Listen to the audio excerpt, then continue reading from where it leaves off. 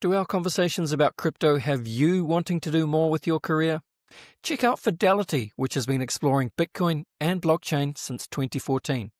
They were the first traditional asset manager to launch a native crypto business and also among the first to launch a Bitcoin exchange-traded product.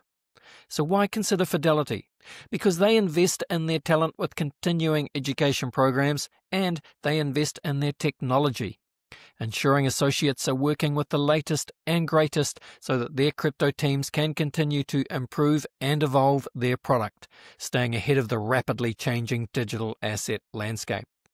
With Fidelity's iterative, scalable approach, built to meet today's increasing demands across the digital space and a commitment to developing innovative tools, there's never been a more interesting time to work in crypto and DeFi at Fidelity.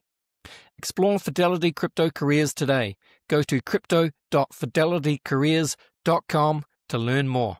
That's crypto.fidelitycareers.com. Fidelity is an equal opportunity employer. And now it is on with the show. My guest today is Unique. Unique is one of the founders of Nibiru, and he is the CEO at Nibiru Inc., one of the primary entities developing the blockchain in question. We'll learn all about this today. Welcome to the show, Unique. Thanks for having me. It is a pleasure. Let's do what we do at the beginning of the show. It would be super cool if you could please introduce yourself. We'd love to hear some of your personal and professional backstory. Yeah, what have you been doing in the lead up to joining or founding, being one of the founders at Nibiru? Yeah, so pretty Web3 native in my background. Before this, I worked as an AI software engineer and studied physics prior to that at Columbia University. Most of my entire professional history besides Web3 was all, as a software engineer. And outside of work, pretty varied interests. I like to play instruments, write a saxophone a good amount, write, drawing, things like that. Mostly like creative endeavors, basically. And then also I program for fun too. Very nice, very nice. Yeah, if we have time, we'll circle back to some of that stuff. But in the meantime, yeah, let's talk Nibiru. So what was do you want to give us I guess your version of the origin story? What was the initial spark? What were you guys trying to do?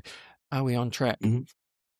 Yeah, just met one of the other primary founders, Sanka, at I forget which year this was, but one of I think it was the first Cosmoverse, is when we met each other and basically started working from there, looking to solve the problem of fragmented UX in crypto, and then basically try to build initially what we thought would just be an app that would be a combination of handling scale, usability, and user and developer friendliness, but then eventually settled into needing to make base layer improvements. And so it evolved into what we now see as Nibiru as a blockchain.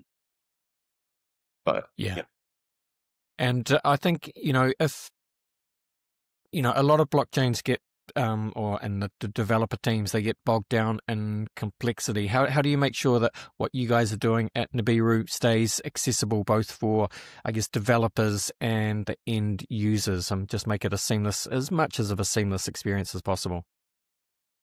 Yeah, really just try to strive for, in some sense, making the UX that it just works, or try to make sure that you're hiding complexity as much as possible so that the powerful aspects of what you're building stay under the hood.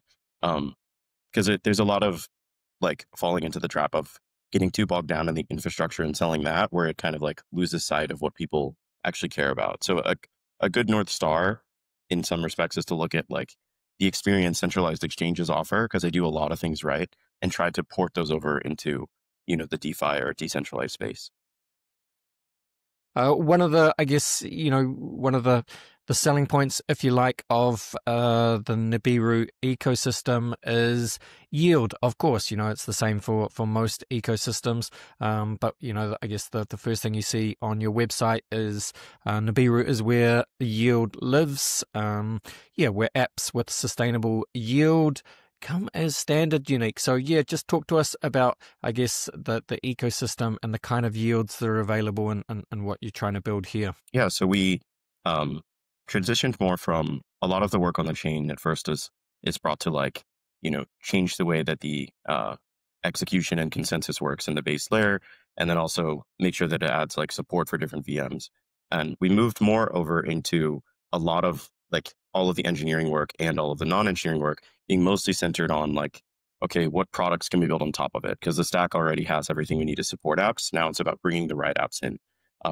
And so for yield opportunities, the biggest things at first was, getting support for a proposal to have like Abracadabra brought onto the chain, because we want to be able to support cauldrons and have a lot of connectivity between yield-bearing like products and then also yield-bearing tokens and ways that they can be brought over into other parts of the ecosystem, like with Sai for perpetuals. So in our case, the different yield types you have is like, if somebody wants to have a more stable coin based profile where they come in with USDC and then they get, whatever percent on top of that for kind of like parking it somewhere, that's available on the chain. Or if they are really bullish Bitcoin and they just want to hold Bitcoin and then grow on top of that. So we partnered with a team that's able to help support that as an app and bring in another interest-bearing token as well. That'll also connect in with the rest of the ecosystem. And so a lot of especially right now going into, we have a usage and liquidity campaign called like Nibiru Block Party. So the season 1 was just the initial like basic apps for like basic lending, spot, other things like that. Now going into season 2, it's bringing on a lot more of that like Bitcoin DeFi as well, and more yield opportunities. So yeah, but that's like a rough overview. Yeah, no, got it. Thank you, Unique. If we go a bit wider, how would you characterize the current state of DeFi, I suppose, and what do you think is needed for the next trigger to I guess provide a catalyst for the next wave of adoption, beyond existing DeFi users, power users, and people that have been around a little while? How can we start to expand it? I guess that is happening. What do you see happening? I guess I wouldn't be able to speak much to like what's the specific thing that'll change to unlock it, but some ideas I'd have for that would be like, of course, one is just like the onboarding problem. It is still a little bit harder for a brand new person to get into crypto and using all of the stuff on chain, without the wallet setup process, knowing what the difference is between like using exchanges, knowing about like how money is on different chains, or just the fact of like when you have keys, the keys don't hold your money, but they hold something that gives you access to it, on the blockchain. Just some of that simple onboarding stuff is, like we'll continue to improve that on time and like make more seamless. I think also seeing a lot of the bigger hurdle for the space right now is just like a sort of like fear people have, or like stigma that's against Web3 and getting around that. And I think a lot of, seeing players like Robinhood or just traditional businesses that had nothing to do with Web3 like 5 or 10 years ago, coming in and like wanting to be a part of it, even if those may be banks and that's like goes against the ethos, adds a lot of comfort for new players, right? Of legitimizing crypto and Web3 as like a robust piece of like the financial system. So in some sense, it's like the regular players that are non-crypto coming into the space more and more over time, which is especially has like ramped up in the past like 2-3 years, is a very healthy sign. So I think the space is in a good spot, honestly. Yeah. Very well said. Thank you, Unique. Just bring it back to Nibiru, the ecosystem. Now, you mentioned a couple of these parts of the ecosystem before, but maybe just if you want to just walk through them really quickly, just whatever you want to say about them. But, I can see there's like Abracadabra, Avalon Finance, Layer Bank, OKU. How are we saying that? Yeah, so different parts of the ecosystem. And Yeah, so some that you touched on cover a lot of your core DeFi Legos. So Oku is a team. It's like rolled out by the Uniswap Foundation that essentially supports a lot of their multi-chain Uniswap deployments. So basically they gave you like a front end and the routing layer on top, and make it that you can have Uniswap kind of accessible across more chains without needing direct support from Uniswap Labs. Then, like you touched on, Layer Bank, that's lending. Psi is a perpetual perpetual exchange initially, but meant to be like a pretty comprehensive trading platform that is actually built out by a lot of the same team members that work on like contribute to Nibiru as well. So that's one we're pretty excited about because it'll support like, essentially like come in with collateral and have like a credit line for, an interest bearing token. And then also be able to support perpetual markets on a lot of things like beyond just BTC and ETH, but like stocks and commodities and other things that are really interesting for people. And yeah, so that's one we're pretty excited about. You touched on Avalon. That's essentially, from our perspective, is a yield protocol. So it does an over collateralized stablecoin. So essentially, people can mint in and get yield on their USDC or USDT from Nibiru, and then can, if they want to, borrow against it and kind of stack up and get higher yields from that too. And yeah, those would be a lot of the main ones. You also have like B Squared coming to offer like an interesting Bitcoin, and a couple other dexes and aggregators on top of that. And you mentioned the Nibiru the block party campaign. So this is, I guess it's kind of like a rewards thing. So users can get aura for participating in different parts of the ecosystem. So just explain quickly how that would work, and look, if people want to get involved and participate in that, what's the easiest way for them to get started? Yeah, so seeing from obviously if they see from our Twitter or any of the blog posts that are about it. Those have an entry point essentially on how to get started, where we describe all of the tasks. It's also on the Nibiru web app as one of the like pages on right on the top of the navigation bar. But essentially how that goes under the hood is Aura is a system for tracking a lot of on-chain participation. Usually we're in the form of like liquidity deposits that stick inside of an app, or it could even be like volume, or it can be a bit creative depending on if something doesn't fit the mold of like being tracked as part of liquidity. But essentially, it's meant to be almost like a scoring system for that, so that you can see, instead of doing something sometimes where you do like, let's say someone does an airdrop and then it's just based on like bridging and people kind of game it and do tons of transactions, and you're not rewarding like your real users or like sticky users. So this kind of is meant to like exactly counteract that, right? So it's giving, making sure that the highest aura is for people that use the apps the most and the most consistently. Yeah. Yep. One of the most important parts of Web3 has been to date, and will be even more so in the future, is a community, really, a community of users, people that are committed to, sticking around, hopefully for the long haul, through the, the bull and the bear, and just whatever it is, just playing the game, participating. How do you feel about community and Web3 at the moment, and what can be done to kind of, I guess, strengthen it? Got it.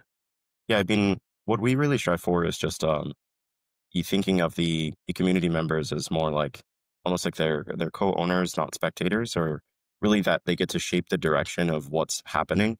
Of course, obviously, we've seen sometimes with like DAO models where if it's fully everything done on just like forms and stuff, maybe that doesn't work in practice as well as people would like, because you need some direction. So, but it's really a balance, right? So you want the community, like listen to them a lot, because to have them held you accountable, but also have like some leadership and direction for the project as well, so they can see like, what are the expectations of what's supposed to come out and all of that. But I guess how to improve it across the space, that's a bit tricky, because it's very like, it's very custom to each project and how they want to do things, right? But I guess I would say, compared to like, non-crypto startups, Web3 startups are very good about like talking to, their users in a pretty like open forum on a regular basis. Yeah. And how do you think, Nibiru can break through in the years ahead and become, even more one of the, I guess, leading ecosystems? How do you see, I don't know, any points of difference, or how you see that playing out? Yeah, there's absolutely points in terms of like, technical difference or like going into the infrastructure and all of that. But I mean, the first part of your question being the biggest part is what would it take to break through? I mean, I think it's really just um, even just one killer app that does well enough that draws a lot of attention, whether that's through its revenue generation or because it's like, profitable and draws people over, what have you. It's really about like a chain succeeding is about apps on the chain succeeding, right? So, and it's the same in our case. On you have like a cool website, which I guess it's more of a personal website, but it's a mix of, I guess, your personal interests and your business interests, and yeah, some of the things that you're interested in that you kind of touched on right at the beginning of the episode. But one of the things you talk about is how like coding feels like, well, coding is your drug of choice. So yeah, how would you, what do you mean by that, and is that still the case, and how you find that is being enhanced or not by the new wave of AI assistance? Gotcha. Yeah, I think what I was touching on there, I think in like the about page or something was your, although it's normally thought of as like very, or maybe potentially pretty dry or like very technical, um, a lot of programming is a blend of like, you know, I would say it's just as much like art as it is like science, maybe. And so you get a lot of these same, uh, like I derive a lot of the same enjoyment from it that I get from, like we talked about, like playing music or writing or something else. So with that, it's very nice that you're essentially commanding like an army of like millions of little robots to do potentially anything you want to do, right? So like being able to rapidly iterate from like ideas into bringing things to life or like making applications like other, entire businesses is, just awesome. I mean, a lot of people that think they wouldn't be interested would probably really like it if they got into it. And now with AI, it's just that much more accessible, because you can get through um, some of the beginner hurdles a lot easier and, ask questions to fill holes in your understanding. Yeah, 100%. Another really fascinating thing you talk about, Unique, is it Anki? Is that how you say it? This idea of, it's just like, I guess it's a kind of like a learning superpower, but you can explain this much better than I can. But love to hear about what Anki is, how many cards you have, kind of the process that you go through, and the kind of things that it has helped you learn and master and stay on top of, I guess. Gotcha. Yeah, so Anki is a spaced repetition software program. It's probably the most popular free one like that anybody uses. It's pretty popular with like medical students, and the idea of it is it's a program where you're serving information for like active practice and recall with an algorithm that's meant to target the forgetting curve. So basically, when you learn information, even if it was like a random, like random sequence of numbers and letters, you'll remember it for a little bit, even if you don't try. But if we were to like actively test you on even that random sequence after, a couple minutes and then like a day, and you kept retrieving it successfully, the interval that you'd remember it you'd be likely to remember it like gets longer and longer. So it turns out if you you know get pretty like deliberate with this approach, you can get things into long-term memory on purpose and in a pretty like systematic manner in large scale. So people love this for studying for like exams. It also works really well for like learning a language or really anything that you think is like important to remember in the long term. So I get into it in like early college, but then yeah, I use it to practice like graduate level mathematics and physics, computer science, music, languages, everything. Yeah. Excellent. Very well said. Thank you. I'm sure that will be, of value to someone listening. Just as we start to finish off this part of the podcast, Unique, for people that are interested in learning more about the Nibiru ecosystem, getting involved, whether from a developer standpoint or a user standpoint, looking at, the various DeFi strategies available, want to chase that yield, what is the best place for people to do exactly that? Yeah, following the Nibiru account on X. So it's Nibiru and then chain as like one word is the handle. And then, yeah, like you touched on, if they want something more comprehensive, the website has pretty extensive docs and everything. So Nibiru.fi. Yeah. Yes, indeed, and that link is also in the show notes, folks. All right, well, that means it's time to start to finish up the episode, Unique, and we do that, of course, by running you through the very famous Crypto Conversation hot take round. Are you up for it? I guess so. Let's see. Let's see, indeed. Don't worry, there's no right or wrong way to do it. All I'm going to do, I just going to run some questions at you, and I want you to give me your honest answers, hot take style, if you like. But yeah, just a bit of fun. Question 1 for you is... Unique, where would you say that you sit on the Bitcoin maximalist to multi-chain opportunist spectrum? Probably more in the direction of BTC maximalist than most Web3 founders. Yeah. Okay, give us some color around that. Why would that be?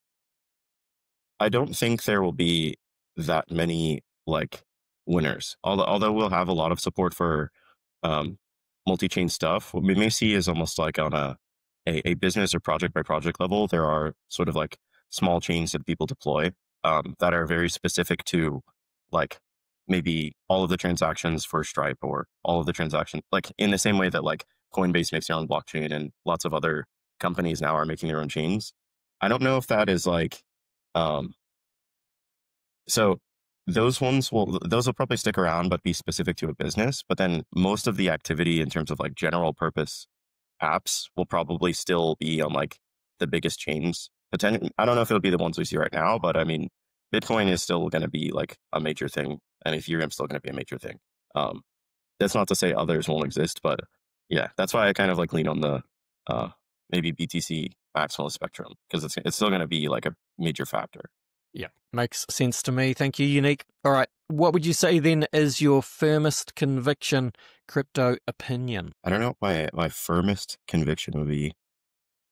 I guess I'm not as much, I don't as much believe in the value of like meme coins and things. So that's like it's cool as like a fun side thing people do, but like totally disinterested. So yeah, yeah, maybe not. Like it. All right. Bill Gates famously said that we tend to overestimate what we can accomplish in 2 years and underestimate what we can accomplish in 10. You know, as a coder, someone working in blockchain, you'll be very familiar with that kind of thinking. 10 years, of course, is a very long time, particularly so in blockchain. But cast your mind forward, you know, anything you like here. Web3, DeFi, Nibiru, what does it look like in 10 years' time? I think it largely you'll just see like a higher percentage of people like globally using crypto in some way. Pretty sure. Like, I'm not sure like what will actually be the specific thing that takes off, but you know, it almost seems like a natural outcome of like of digital money being like a standard, and it's likely to be the crypto we see already. Yeah, 100%. Another way of thinking about this is a wonderful quote by William Gibson, who famously said that the future is already here. It's just not evenly distributed. So with that in mind, can you think of an example of the future being here right now, but most people aren't aware of it? I guess that's this isn't broader, like in any technology, right?